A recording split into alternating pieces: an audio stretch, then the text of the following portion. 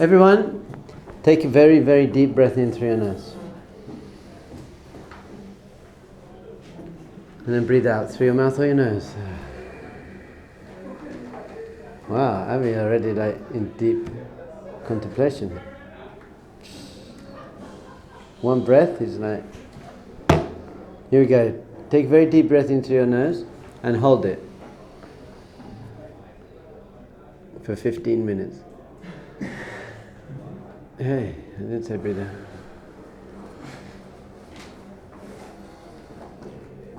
One more, deep breath through your nose.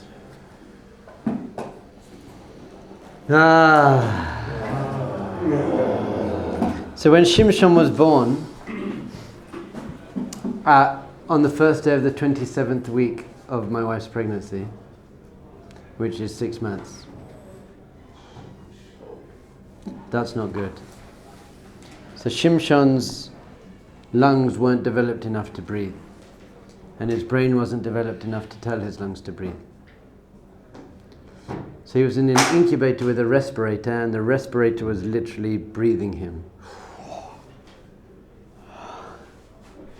And used to watch his little chest going up and going down, and his little tiny little, he weighed 2 pounds. He was literally that big. You're not meant to be born after 6 months. It takes 9 months usually. That big. And every time he breathed out, or he was breathed out, you just thought his little ribs are going to snap. It was like, oh, ooh, ah.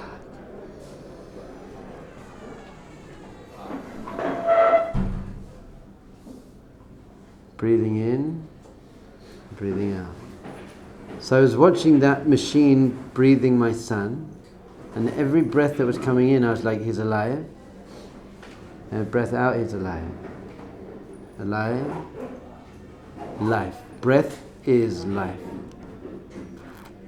So I was sitting there at 2 o'clock in the morning in the hospital watching this machine breathing my child. And then I suddenly realized I'm not necessarily consciously breathing the whole time. So I'm on a machine that's keeping me breathing. It's called Hashem. How do you say to breathe in Hebrew? Linsham.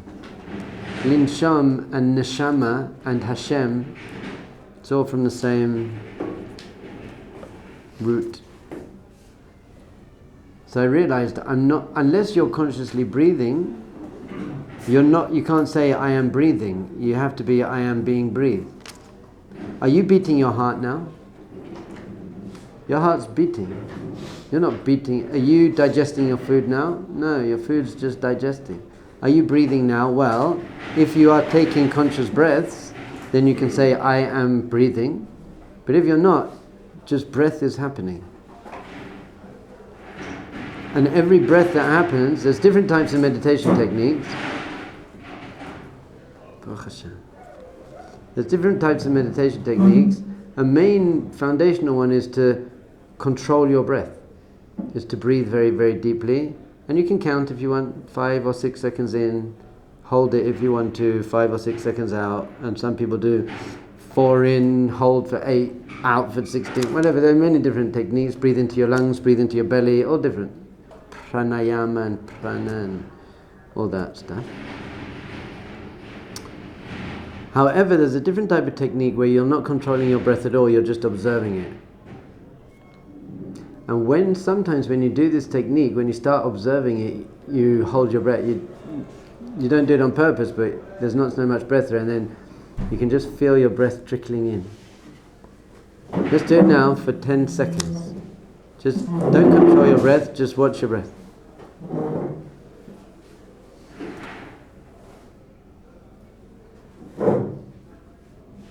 Kind of stops for me, is that?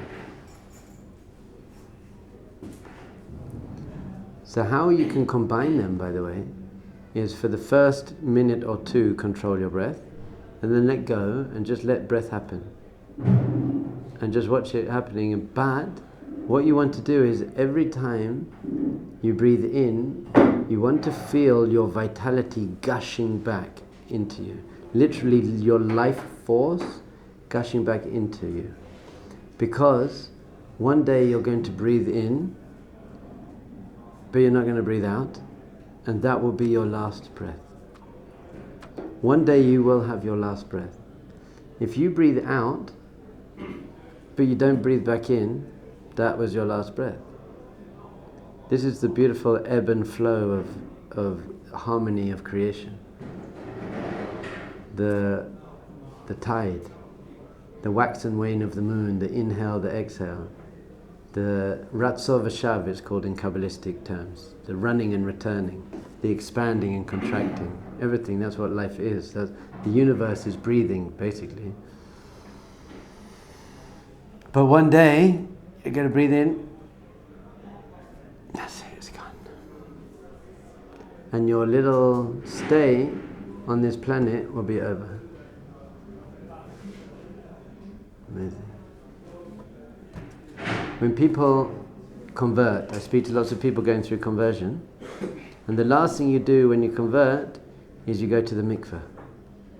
You go to the mikveh, one reason you go to the mikveh, obviously purifying yourself. Another reason you go to the mikveh is because we have an idea in Judaism called bitul b'shishim, which means nullified in 60. How is this applied? The most famous way, you're not allowed to eat milk and meat together. But if one drop of milk falls into a pot of meat that has 60 times more meat than milk, then that's called bittul. It disappears, it doesn't make it not kosher, it just doesn't exist. Because it has no taste, so you wouldn't be able to taste it, so it doesn't exist.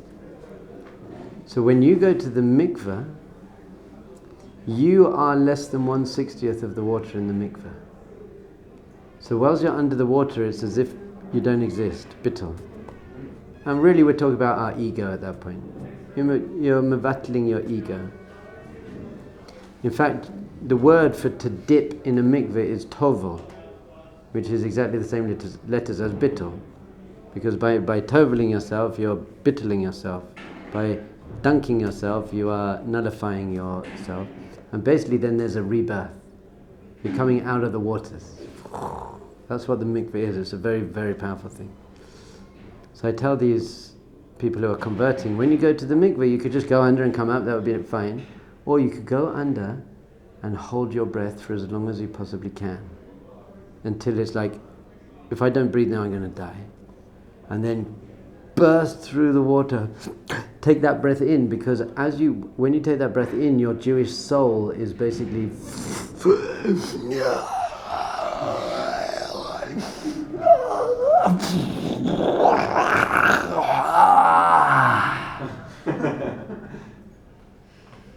you went under as a non-Jew and you came up as a Jew.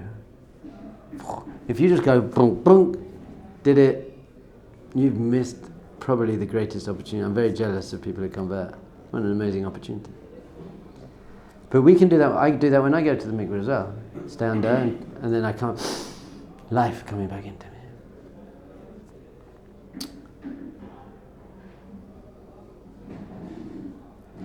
Breath is life. One day you're going to stop breathing. And then that's called death. Many, many, many people don't like speaking about death. Scary, or we don't like speaking about death. However, the truth is, the concept of death itself gives meaning to life.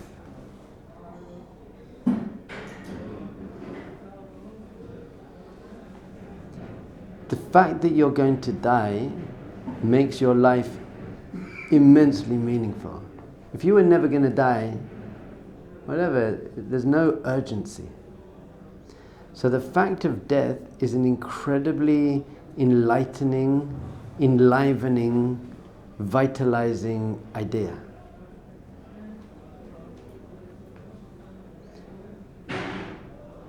Cheshbon and Hanefesh, number 16.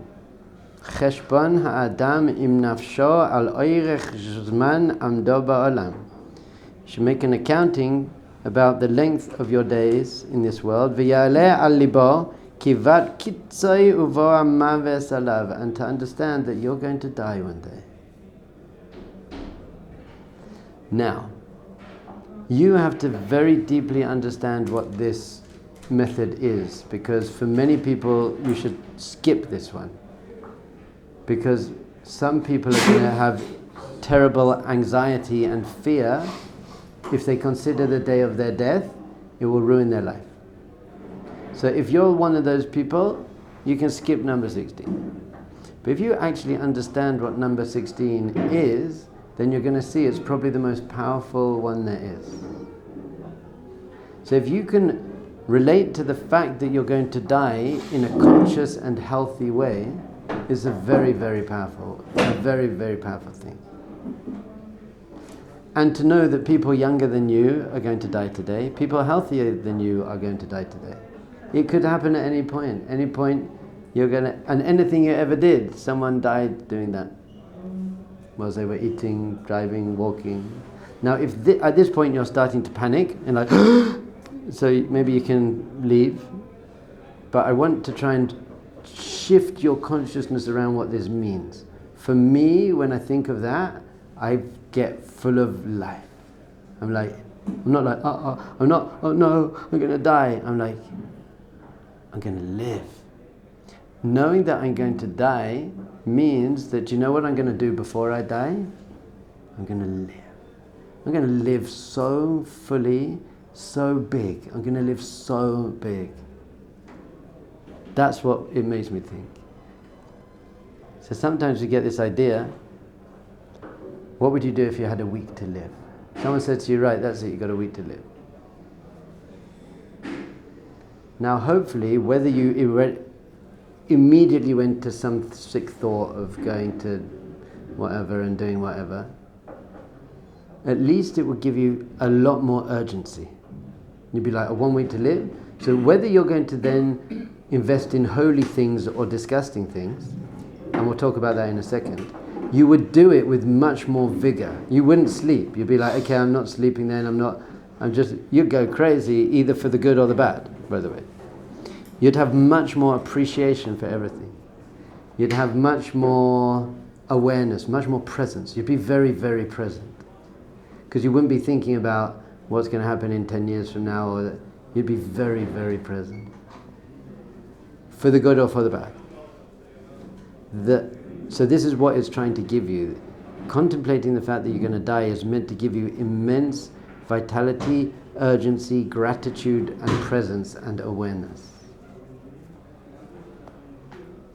Because there are people your age who aren't here anymore, they can't have it. You can have it, you make the most of it. Just live so fully and passionately. You know what would happen if you only had a week to live? You'd just get over things much quicker. You'd forgive people probably. You'd just be like, things wouldn't bother you as much. It's like, okay, so that happened, but I'm just not bothered because I got my life. I'm just not going to waste my time with petty little egotistical arguments and stuff. I don't have time for that. You say sorry, okay, I forgive you. So I'm not going to hold on to anything. So why are we doing that? When you're 95 years old, you're going to look back and think almost everything I ever worried about, were upset about, got angry about, it wasn't worth it. Why? Why? It's not worth it. We're going to die. Imagine, once again, you've got to understand how to play this game. Imagine it was your last time. Imagine it was your last mincha. Today is the last mincha you'll ever get to daven. You're going to die after mincha. How would you daven mincha? You'd mamish have the best mincha. Or, once again, if this isn't working for you, then don't do it. Or you'd have the worst mincha. You'd be like, oh, which is actually probably a good mincha. But you'd just be like, every word. If this is God forbid, the last time you're going to play football with your children, chas shalom, do you know how you'd play with them? You'd play with them so fully. You just play with it. You know, you'd hug your children so fully. So fully. So we're not living fully. We're like zombies trying to fill in the time and get along. And Judaism says, no, you're meant to deeply and passionately enjoy this world for holy purposes. So the second question, the first thing is, if you only had 1 week to live, how would that affect you? And the answer was much more urgency and presence and vitality. The second question is, but what would you actually do? So for some people, their minds went immediately to drugs and women and parties and, okay, let's get as much animalistic physical pleasure as possible. Now I've only got a week left. Might as well enjoy myself. So it turns out that it's whatever really your desire in your heart. If you only had a week left, you just get that as much as you can and just fulfilling all my desires. If your desire in your heart is to become the greatest person you can become, impact as many people as you can, and become as close to God as you can, then that's what you do. So actually, if you think about it, God forbid you had 1 week to live. You'd be living with more urgency. But how different would your life be? How different would your life be? So for many people, they're like, if I knew I had 1 week to live, I'd leave my job, I'd leave my wife, I'd leave my life, whatever. My life would be completely different. But I'm stuck in this life. So I was thinking about this because I was going through this last night, preparing, and I was like, my life would be no different. It wouldn't be any different. I'd still get up when I'm getting up. I'd still work out and meditate. I'd still go to the mikveh. I'd still daven shachris. I'd still then spend time with my wife and children, breakfast. I'd still come here, teach and learn. I'd get my mum to fly in so that she could be here as well. But I'd basically be doing exactly what I'm doing, but just with a little bit more intensity and passion and urgency. But I'm doing what I am living my life, how I'd live my life if I knew I had 1 week left to live. And if you're not, you really need to start questioning how you're living your life. It's amazing. Death is our greatest encouragement to live a great life. So and I think most of you are doing pretty well, by the way. I say this every day. I think you're doing pretty well as things go. To be sitting here every morning listening to me ranting to you about living great lives, I think that's very good. You could be going to some dead-end job that you hate, to pay for an apartment you don't want, to whatever. But you're not doing that. Baruch atah Adonai. Hayinu melech haolam, shehakol niyeh. Chas v'shalom, that could be my last bracha. Chas v'shalom. But imagine, I didn't think this, and maybe I should have, maybe sometimes you should. If this was my last bracha, how would I say it? This is my last bracha. When you're dead, you can't say brachas anymore. This is the last time I put on tefillin. When you're dead, you're not putting on tefillin anymore. Once again, if it's going to make you feel morbid and scared, then this is not for you. Don't do it. But if it's going to make you see the corners of your tefillin brighter, you just see the whole world becomes more like alive. So if it makes you do that, then do that. Well, last time tefillin, let's go. So maybe this isn't for you.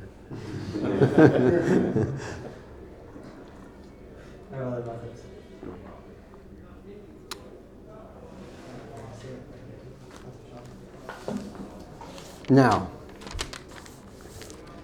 wow. If you knew this was your last day, chas v'shalom, when you walked out your dorm room on the way here, would you smell the air and look at the blue sky? Would you listen to the children playing in the playground, laughing and giggling? Would you hear the birds? You'd be like, wow. Or let's imagine it was the other way around. Let's say you thought you were going to die, and then someone says, look, you got another day, another this. How amazing that would be. Rav Noach always used to give an example. Let's say someone is about to kill themselves, and you say, what's wrong and everything, and they say, well, my wife left me and I don't have any money, everything bad. And then you say to him, do you think it would be worse if you were also blind? And it was like, yeah, it would be terrible if I was also blind. That would be even worse. So then you say to him, well, then look at the blue sky now. You're not blind. Look at the blue sky. This is what that soldier said to Hanan ben Ari when he went to visit him, and he He'd lost both his legs. And Hanan was like, how do you do? I'm not telling the whole story again, but the point is, he said, I lost both my legs, but my friends, they lost their lives. So I can still see the blue sky, I can still see my mum's face, I can still eat nice food, I can still...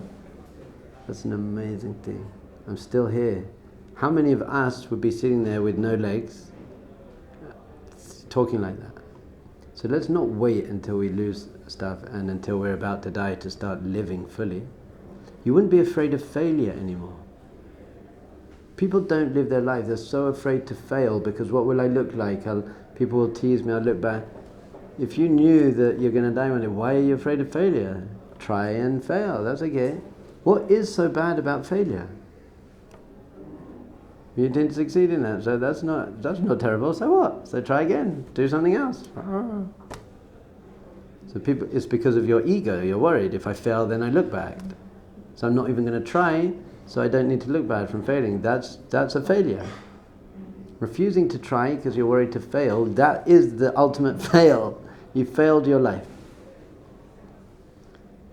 So when we're talking about death, it brings immense presence. Now what also lots of people do is they have it like a bucket list. I want to climb Kilimanjaro and do the world's highest bungee jump, and I want to do all these things, and it's okay, but it also means that your life is just your life, and then you're looking for these peak experiences. I just want all these peak experiences, but then I just got my life. It's okay. So that's fine, but it's not the highest level. The highest level is your life is a peak experience. It's great. And then I'll go bungee jumping as well, and that would be great, but I'm not living. Many people are like living for the weekend.